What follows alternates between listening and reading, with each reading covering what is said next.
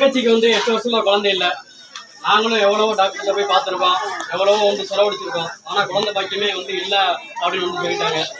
நான் வந்து கடவுளுக்கு வந்து சேவை செஞ்சு வாழ்றேன். அதனால வந்து எல்லாத்துக்கும் மேலே சீஃப் டாக்டர் ஒருத்தர் இருக்காரு. கடவுள் தான் எல்லாத்துக்குமே. அவர் நினைச்சா முடியாத விஷயம் கிடையாது.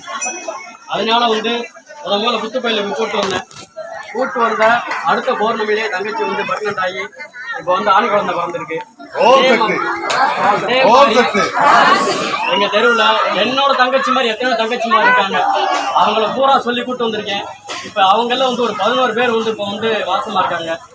இன்னும் இதே மாதிரி வந்து அற்புதங்கள் வந்து அம்மா நிறைய நடத்தி வச்சுக்கிட்டு இருக்காங்க. உங்களுக்கு தெரிஞ்சவங்க நீங்க வந்து இங்க வர்றது பெரிய விஷயம் கிடையாது. இங்க வந்து சாமி போற பெரிய விஷயம் கிடையாது. உங்கள் வாழ்க்கையில் நடந்த விஷயங்களை வந்து சொல்லி பக்கத்தில் இருக்கவங்க உங்களை மாதிரி பாதிக்கப்பட்ட மக்கள் எத்தனையோ லட்சக்கணக்கான பேர் இருக்காங்க. அவங்களெல்லாம் கூட்டு வரணும். அதுதான் இங்க வந்து பெரிய தொண்டை தவிர இங்க வந்து நம்மளுக்கு நடந்துருச்சு அதனால வந்து நம்ம சும்மா இருக்கோம் அப்படின்னு இருக்கக்கூடாது. உங்களுக்கு நடந்த விஷயங்களை பக்கத்துல ஏத்த வீட்டுல உங்க சொந்த பந்தம் அத்தை மாமா சித்தி சித்தப்பா எத்தனையோ பேர் உங்களுக்கு கண்ணுக்கு தெரிஞ்ச கண்ணு தெரியாதவங்க எத்தனையோ பேர் இருப்பாங்க.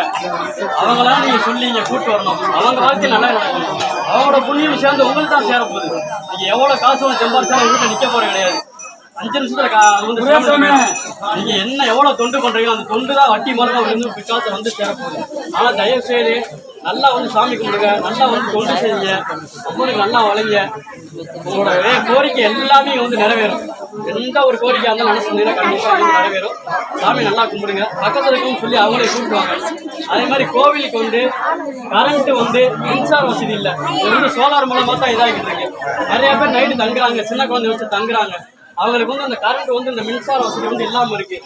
அதே மாதிரி இட வசதி ஒரு கட்டடம் கட்டினா தான் மின்சாரம் தருவேன்ட்டு வந்து ஈபில சொல்லிட்டாங்க. அதனால வந்து கட்டடம் கட்டுறதுக்கும் மின்சார வசதிக்கும் நாங்க வந்து நன்கொடை வசூல் பண்ணிட்டு இருக்கோம். உங்களால முடிஞ்ச நன்கொடை அது 10 ரூபாய் இருந்தாலும் சரி, 100 ரூபாய் இருந்தாலும் சரி, 1000 இருந்தாலும் சரி, லட்ச ரூபாய் இருந்தாலும் சரி, உங்களால முடிஞ்ச நன்கொடையை அம்மனுக்கு செய்யுங்க. எல்லாம் நம்ம வந்து தங்குற வேண்டியதான். நம்ம குடும்பம் நல்லா இருக்க வேண்டிய சாமியோட குடும்பம் நல்லா இருக்க வேண்டிய நான் கேட்கிறேன். நம்ம எல்லாம் வந்து தங்கும் போது வந்து வெளிச்சத்தோட ஆத்தாக்கி வெளிச்சத்தை ஏற்றி வச்சோம். குடும்பம் நல்லா இருக்குன்ற ஒரு காரணத்தால அந்த இதை வந்து நாங்கள் வீட்டு ஏற்றி பண்ணிட்டு இருக்கோம். தயவுசெய்து உங்களால முடிஞ்ச நன்கொடையை அது மாதிரி நீங்க உங்களால முடிஞ்ச நன்கொடையை வந்து செய்யுங்க. உங்களுக்கு பக்கத்துல கூட சொல்லுங்க. பாதிக்கப்பட்ட எத்தனை மக்கள் இருக்காங்க அவங்களே வந்து சொல்லுங்க. கோயிலுக்கு வந்து செய்ய சொல்லுங்க. கண்டிப்பா திருச்சுழியில முதல்ல நான் தான் இங்க வந்து சாமி கும்பிட்டேன். என்னை வந்து அறிமுகப்படுத்தின வந்து சாமி தான். இவர் தான் வந்து என்னை முதல்ல கோயிலுக்கு அறிமுகப்படுத்தினாரு. அதுக்கப்புறம் இவரோட வழிகாட்டுதல்படி அதுக்கப்புறம் நான் உள்ள வந்து சாமி கொண்டு சேரணும். அதுக்கப்புறம் எனக்கு வந்து ஆன்மீகத்தில் வந்து அவ்வளவா வந்து எனக்கு நாட்டம்லாம் அதிகமாக கிடையாது. எனக்கு ஆன்மீகத்தில் எப்படி வந்து எனக்கு வந்து இப்போ நடக்கணும் ஆன்மீகத்தை வழி எப்படி பின்பற்றணும் எனக்கு வந்து வழி தெரியாது. எனக்கு ஆன்மீகத்தில் வழிகாட்டுதான் எனக்கு வந்து லட்சுமண சாமி எனக்கு ஆன்மீகத்தை வந்து எனக்கு